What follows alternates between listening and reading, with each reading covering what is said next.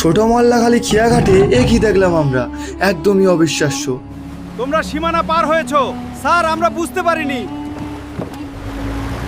এখানে আসতেই আমাদের কিছু অদ্ভুত দৃশ্য চোখে পড়ল। তার আগে আপনাদের একটা কথা বলে রাখি যে এই ছোট মল্লাখালী খিয়াঘাটটা কিন্তু বাংলাদেশ বর্ডারের একদম কাছাকাছি অবস্থিত।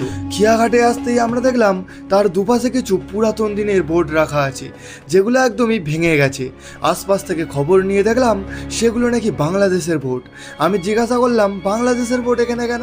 তারা বলল যে সমস্ত বোট বেআইনিভাবে ভারতে ঢুকে পড়ে বা ইলিশ মাছ ধরতে ধরতে ভারতের সীমানায় চলে আসে, সেই সব বোটগুলোকে কিন্তু এখানে নিয়ে এসে আটক করে রাখা হয়। আর সেই জন্যেই এরকম ধরনের পুরাতন বোট মল্লাখালী খিয়াঘাটে রাখা আছে। যে সমস্ত বোটগুলো একসময় সুন্দরবনের জঙ্গলে মাছ ধরে বেড়াতো, আর সেই সমস্ত বোটগুলো অনেক অনেক বছর ধরে এভাবেই পড়ে আছে। আর যতদিন না ধ্বংস হয়ে যাবে ততদিন কিন্তু এভাবেই পড়ে থাকবে। এই সমস্ত বোটগুলো সম্পর্কে আপনার কাছে যদি আরও তথ্য থাকে অবশ্যই কমেন্ট করে জানাবেন। ভিডিওটা ভালো লাগলে পেজটাকে অবশ্যই ফলো করে নেবেন, ভিডিওটা শেয়ার করতে ভুলবেন না। ধন্যবাদ।